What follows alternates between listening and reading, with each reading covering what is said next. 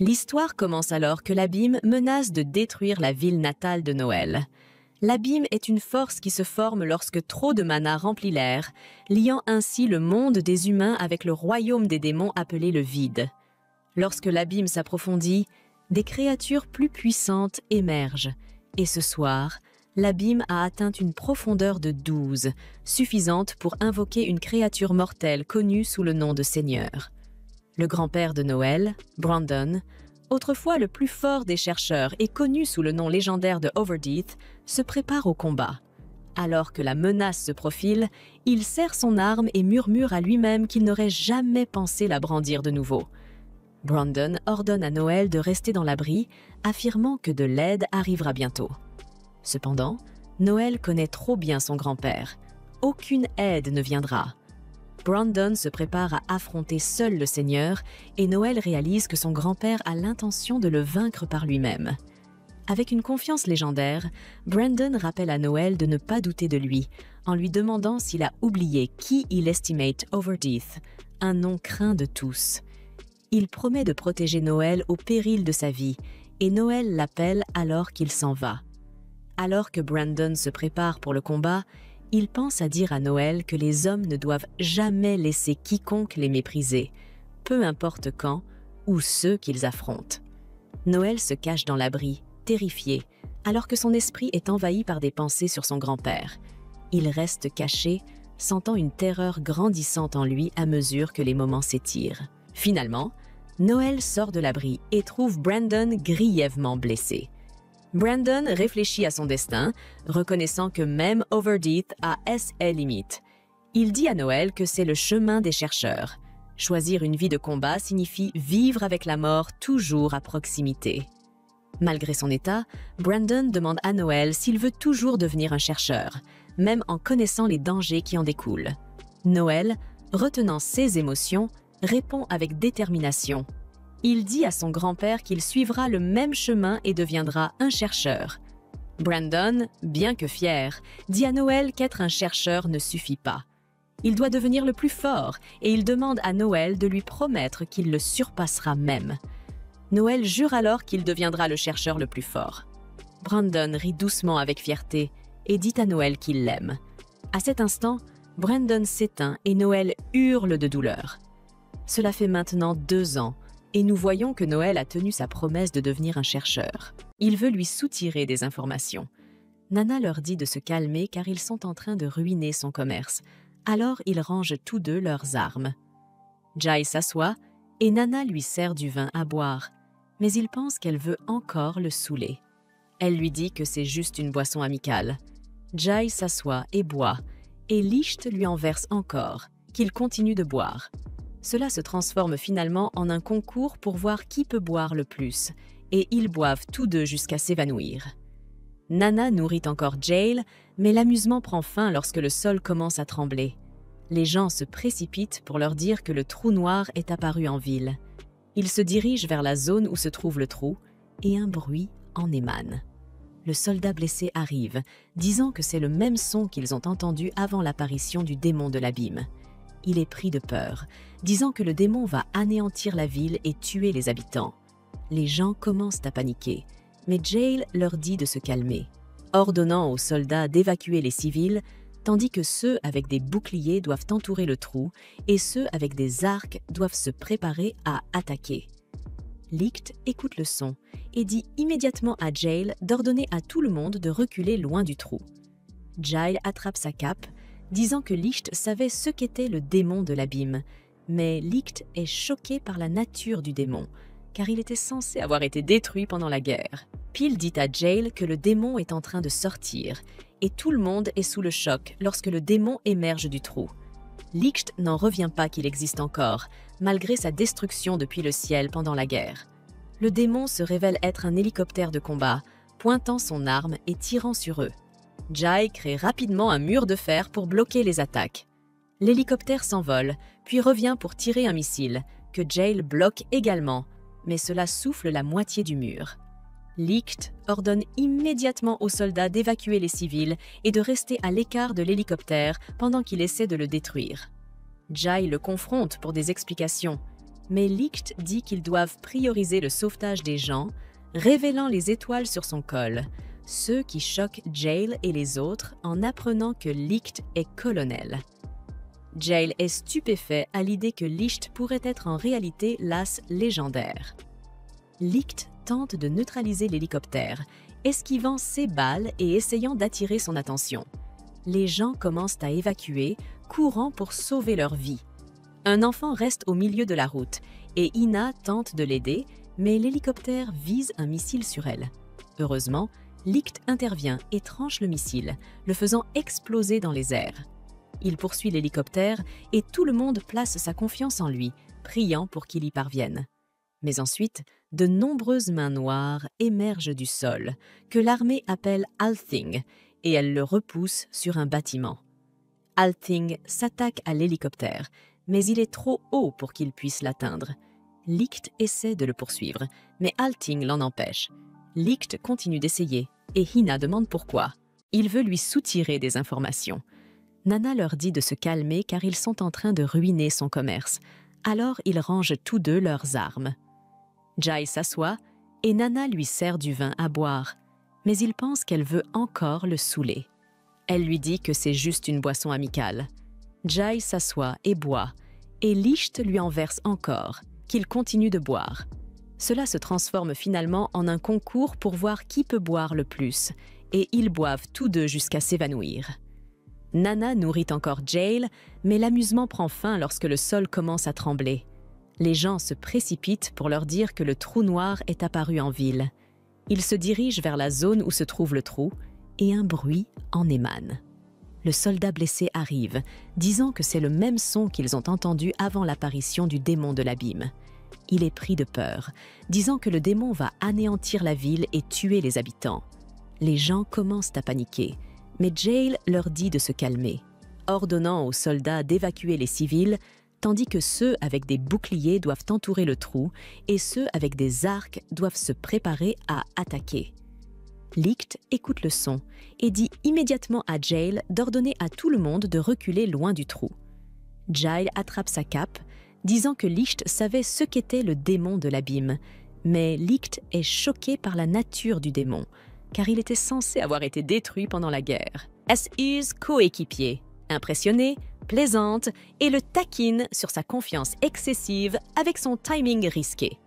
Les pensées de Noël se tournent alors vers un souvenir de son grand-père. Enfant, il avait été contrarié d'être un parleur et souhaitait être un guerrier comme son grand-père. Son grand-père l'a rassuré, promettant que son talent brillerait et qu'il aiderait Noël à devenir le chercheur le plus fort. De retour au présent, Noël réaffirme silencieusement son objectif de surpasser son grand-père, même en tant que parleur, le rôle que la plupart des gens considèrent comme le plus faible. Noël explique ensuite comment ITRE, la capitale de l'Empire Velnan, prospère grâce à la magie et à la technologie dérivée de recherches sur les bêtes. La ville dépend des chercheurs pour la protéger de l'abîme et ils sont admirés comme des héros. Plus tard, pendant que l'équipe profite d'un repas, Noël réfléchit à la façon dont, à 15 ans, il a commencé à chercher des compagnons à ITRE. Sachant qu'en tant que parleur, il ne pouvait pas se battre seul. Walter, fier de leur récompense de 5 000 $, parle de leur progrès, tandis que Tanya et Lloyd discutent de viser plus haut. Noël, cependant, pense silencieusement qu'il pourrait bénéficier d'avoir un éclaireur, mais pour l'instant, il se concentre sur l'acquisition d'expérience avec son équipe actuelle. La conversation change lorsque Walter demande à Noël s'il est contrarié par la récompense. Walter est ivre, alors il taquine Noël pour se soucier trop d'argent, disant qu'un chercheur devrait avoir un grand cœur. Les mots de Walter sur l'argent déclenchent un souvenir chez Noël, lui rappelant quelque chose que son grand-père lui avait un jour dit. Son grand-père expliquait que les chercheurs doivent prioriser l'argent pour acheter le meilleur équipement et les fournitures nécessaires à leur survie. Être qualifié de cupide ou de malfaisant est un signe de succès, pas de honte. Son grand-père, connu sous le nom d'Overdeath, a appris à Noël à ne jamais laisser les autres le mépriser, peu importe leurs opinions. De retour au présent, Noël insiste sur le fait qu'il n'est pas contrarié, mais Walter continue de le critiquer. Cela dégénère en un échange de répliques, Noël se moquant de la dépendance de Walter à l'âge pour avoir de l'autorité. L'aptitude est tout, ce qui compte pour un chercheur. Alors Noël se moque de Walter pour utiliser son âge afin de forcer les autres à être d'accord avec lui. Walter, furieux, accuse Noël de rester en sécurité pendant la bataille pendant que les autres prennent des risques. Walter lui rappelle qu'il met sa propre vie en danger pour protéger les autres, mais Noël continue de le taquiner. Leur dispute s'intensifie lorsque Walter dit qu'il mettra fin à la vie de Noël, et Noël accepte son défi.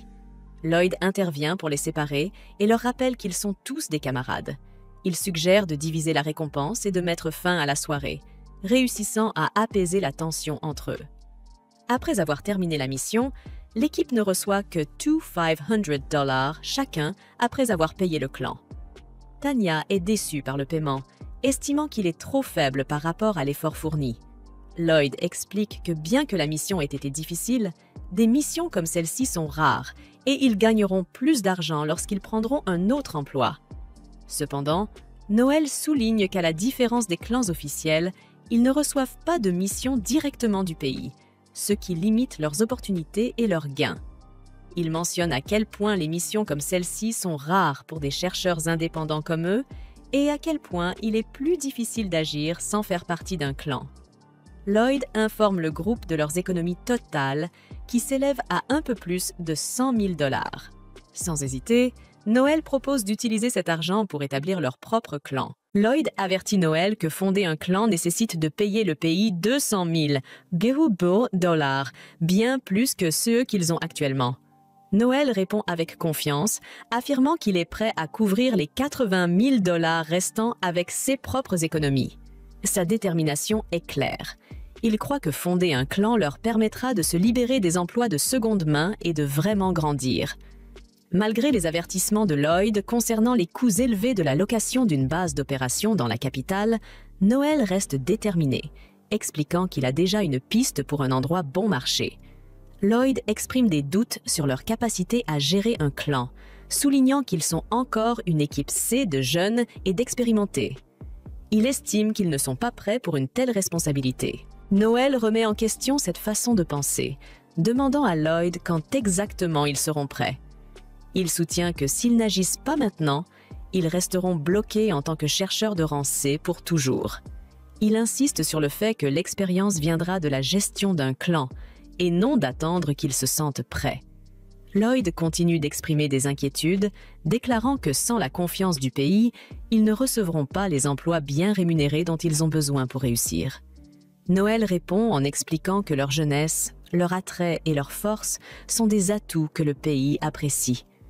Le gouvernement veut davantage de chercheurs, et un chercheur à succès est souvent perçu à la fois comme un idole et un héros. Il croit que leur apparence et leurs compétences les aideront à réussir. Et il évoque même comment signer des contrats avec des entreprises pourrait leur apporter des parrainages et des revenus supplémentaires. Walter, toujours choqué par la conversation, ne peut pas croire que le fait d'être beau pourrait les aider à obtenir un meilleur traitement de la part du pays, mais Noël reste confiant. Il dit même à Walter que malgré ses défauts, il a aussi le genre de look qui pourrait bénéficier à l'image du clan. Walter, qui était initialement sceptique, est finalement convaincu par l'argument de Noël. Fatigué de faire des emplois de seconde main, il adhère à l'idée de former un clan, ajoutant que le statut, la renommée et l'argent sont tous attrayants. Il fait même une blague vulgaire sur l'utilisation de son nouveau statut pour attirer les femmes, ce qui pousse Tanya à le réprimander. Avec Walter de leur côté, Noël se tourne vers Lloyd, lui demandant son avis en tant que leader. La détermination de Noël choque tout le monde lorsqu'il révèle que s'ils ne sont pas d'accord pour former un clan, il est prêt à quitter le groupe et à prendre sa part de leurs économies. Il leur rappelle qu'il a un rêve de devenir le plus grand chercheur, surpassant même son grand-père, le légendaire Overdeath. Lloyd est surpris par la conviction de Noël, mais il comprend que c'est quelque chose sur lequel Noël n'est pas prêt à faire des compromis. Après y avoir réfléchi, Lloyd accepte. Sa raison est qu'ils devront prendre cette décision tôt ou tard. Tanya, toujours incrédule, remet en question le choix de Lloyd, mais il la rassure en disant que c'était toujours le chemin qu'il devait emprunter. Lloyd recommande qu'ils continuent à discuter des détails plus tard, après s'être reposés et remis de la longue journée et de tout l'alcool. Le groupe convient de se retrouver dans 2 jours pour finaliser leur plan. Alors que tout le monde part, Tanya arrête Noël, mais elle finit par lui dire simplement au revoir. Le lendemain, Walter dit à Noël, dans un état de panique, que Lloyd et Tanya les ont trahis, les laissant déstabilisés et incertains quant à la suite à donner. Après que Noël ait lu la lettre, il confirme ce qui s'est passé. Lloyd a investi tout son argent dans les NFT il y a quelques années, et maintenant il est profondément endetté. Alors, il a détourné l'argent du groupe pour rembourser ses dettes et a fui la capitale avant qu'on ne puisse le découvrir. Noël trouve toute cette histoire incroyablement drôle, car Lloyd se comportait toujours comme une personne noble et chevaleresque. Mais revenant aux affaires, Noël demande à Walter quand et où il a trouvé cette lettre. Walter explique qu'il avait entendu parler d'un très bon travail la nuit dernière. Il s'est donc dirigé vers la chambre de Lloyd dès le matin pour lui en parler. Mais au moment où il est arrivé, Lloyd avait déjà vidé sa chambre, et c'est alors que l'aubergiste lui a montré la lettre. Selon l'aubergiste, Lloyd et Tanya ont quitté l'auberge vers 20h la veille, juste avant la fermeture des portes de la ville et dans des circonstances normales. Ni Noël ni Walter n'auraient découvert cela avant l'après-midi suivant, donc Lloyd essayait de gagner le plus de temps possible avant de s'enfuir. Il est maintenant 9h30 du matin, donc bien qu'ils aient découvert cela plus tôt que Lloyd ne l'avait prévu, cela fait tout de même plus d'une demi-journée, donc lui et Tanya ont dû parcourir une distance considérable depuis. Cependant, les portes doivent avoir des registres indiquant dans quelle direction ils sont partis. Et ils sont très probablement partis à pied, donc Noël et Walter devraient pouvoir les rattraper s'ils prennent un cheval. Walter est impatient de partir, mais Noël lui rappelle que ce n'est pas aussi simple que de les poursuivre et de récupérer l'argent. 6 de là ont choisi d'abandonner leur groupe, et c'est une trahison certaine. Donc, dans le pire des cas, s'ils les rattrapent et les confrontent, cela se transformera en un combat à mort. Et même s'ils battent Lloyd et Tanya, ce serait une perte de temps car Lloyd a déjà dépensé tout leur argent. Mais cela ne signifie pas que Noël va les laisser s'en sortir sans subir les conséquences de ce qu'ils ont fait. Après s'être habillé, Noël emmène Walter à la taverne locale. Mais Walter ne comprend pas pourquoi ils sont ici. Noël ne veut pas perdre de temps à expliquer le plan à Walter puisqu'il est trop bête pour le comprendre de toute façon, alors il lui dit simplement de le suivre. Noël entre et attire immédiatement l'attention de tout le monde dans la taverne. Il leur dit que 2 membres de son groupe ont volé l'argent de leur équipe et se sont enfuis de la capitale. Donc il est prêt à payer 2 millions de filles à quiconque pourra les ramener vivants. Walter commence à paniquer et demande à Noël pourquoi il est allé annoncer leurs problèmes à toute la taverne.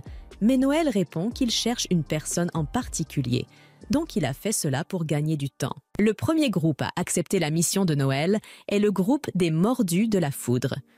Noël donne au chef toutes les informations qu'il possède sur l'évasion de Lloyd et Tanya, et peu après, plusieurs autres groupes décident d'accepter la mission. Mais Noël n'a toujours pas trouvé la personne qu'il cherchait. Soudain, un homme à l'air louche s'approche de Noël pour lui faire part de son offre d'emploi. Et ce type semble savoir quelque chose, ce que Noël attendait. Ils sortent discuter et l'homme explique qu'il a vu un couple quitter la ville hier et qu'ils correspondent parfaitement à la description donnée par Noël. Il est sûr de savoir où ils se rendent. Le seul problème est que le groupe de l'homme n'est pas assez fort pour vaincre Lloyd et Tanya à lui tout seul. Alors Noël propose son aide. Mais il ne paiera qu'1 million en échange. L'homme tente d'obtenir les 2 millions, mais Noël a déjà lu en lui comme dans un livre, et il sait que l'homme est trop fauché pour refuser le million. Noël lui demande alors de préparer son groupe et de le rejoindre à la porte sud. Il demande également à Walter de l'attendre là-bas, car Noël a quelque chose à faire avant. Un peu plus tard, Noël a terminé ses préparatifs avant de retrouver tout le monde à la porte d'entrée et Walter a quelque chose dont il voulait parler à Noël. Il veut savoir si Noël va bien se battre contre Lloyd et Tanya, mais Noël n'a aucune réserve à ce sujet. et vous serez heureux de les tuer sans aucune pitié. Walter ne peut pas croire que Noël ne ressente rien alors qu'ils ont été partenaires pendant si longtemps. Mais depuis le jour où ils se sont rencontrés, Noël avait déjà élaboré des plans d'urgence pour les faire tomber s'ils le trahissaient. Il a même un plan pour éliminer Walter, ce qui prouve qu'il n'a jamais fait confiance à aucun d'entre eux et que Walter pourrait être moins confiant à l'avenir. Plus tard dans la journée, dans un village isolé, Lloyd et Tanya se promènent et Lloyd l'assure qu'ils sont en sécurité pour l'instant et qu'ils pourront se reposer tranquillement ce soir. Il est sûr que Noël ne sera jamais assez mesquin pour s'en prendre à eux, même si l'argent a déjà été dépensé. Mais Lloyd a gravement sous-estimé la mesquinerie de Noël, car il apparaît derrière eux, avec une escouade complète de personnes pour les capturer. Lloyd est sur le point de dégainer son épée pour se battre, mais Noël utilise sa capacité pour lui dire de ne pas bouger et lui et Tanya sont assommés sur place. Maintenant que Lloyd n'a plus d'endroit où fuir, Walter commence à lui crier dessus pour sa trahison. Mais avant qu'il ne puisse frapper Lloyd au visage, Noël lui dit qu'il a quelque chose à lui demander. Il sait que Lloyd a déjà dépensé toutes les économies du groupe, mais l'argent qu'ils ont reçu pour la chasse aux vampires doit toujours être en sa possession, n'est-ce pas? Lloyd nie avoir l'argent et dit qu'il l'a également utilisé. Noël lui demande alors s'il l'a dépensé dans une autre affaire NFT qui a échoué, mais Lloyd admet qu'il a utilisé l'argent pour rembourser ses dettes. La façon dont Lloyd répond donne à Noël toutes les informations dont il a besoin, et il se rend compte que Lloyd est un joueur en série. Il a dû jouer tellement qu'il a eu des ennuis avec des agents de recouvrement, mais Noël veut l'entendre de la bouche de Lloyd. Lloyd est sur le point de s'excuser à nouveau, mais Walter lui coupe la parole et lui reproche d'avoir gaspillé au jeu tout l'argent qu'ils avaient économisé au prix d'un dur labeur. Lloyd renonce à faire l'innocent et répond que c'est lui la vraie victime. Il ne voulait pas toucher à l'argent de la fête, mais le jeu était tellement amusant, et en plus, c'est de leur faute s'ils ont rejeté la responsabilité de diriger sur ses épaules. À ce stade, Noël en a assez entendu.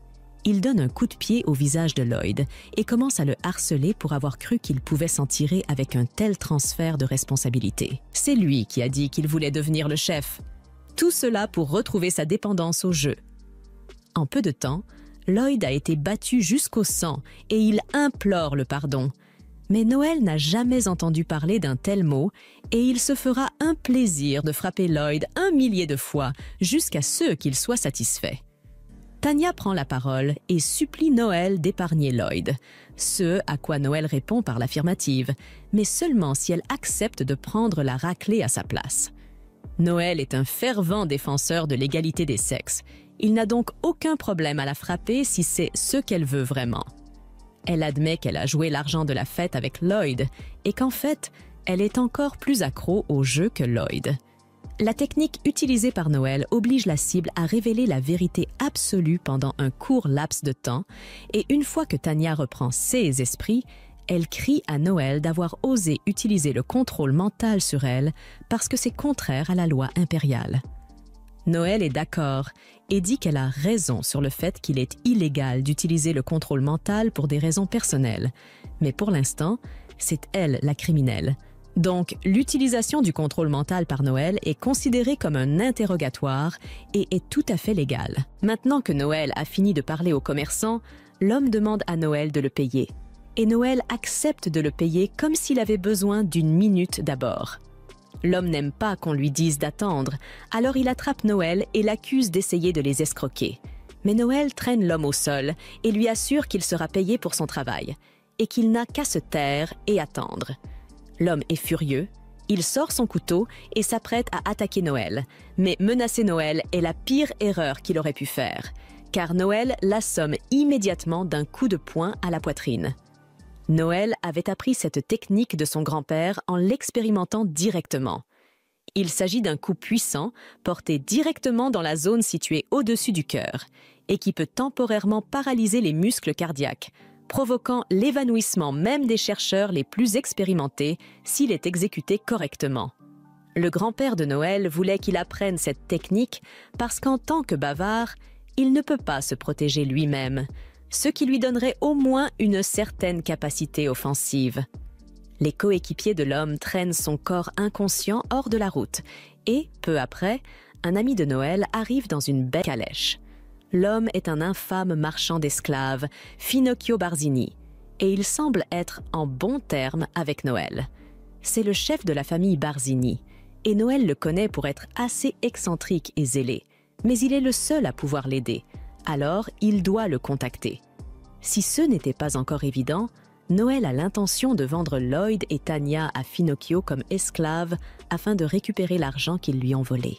Tanya proteste, mais Noël lui rappelle qu'il peut toujours la dénoncer à la police et qu'un séjour en prison signifie qu'elle sera envoyée dans les mines. Et laissez-moi vous dire que les mines ne sont pas une partie de plaisir. Ils ont beaucoup plus de chances de survivre s'ils deviennent des esclaves et, avec un peu de chance, sont achetés par un bon maître. Cela dit, Noël demande à Finocchio de commencer à évaluer les deux à vendre, mais lorsqu'il a terminé, Finocchio ne propose de les acheter que pour 6 millions. Noël dit que ce n'est pas assez, et Finocchio s'excuse, mais c'est un mauvais moment à passer pour lui. Il ne peut donc pas offrir plus que cela. L'église de Sainte-Croix est sur le point de décréter que tout le monde doit faire vœu de pauvreté. Donc, si Finocchio offrait le prix fort pour Lloyd et Tanya, cela attirerait trop l'attention, et il aimerait éviter cela.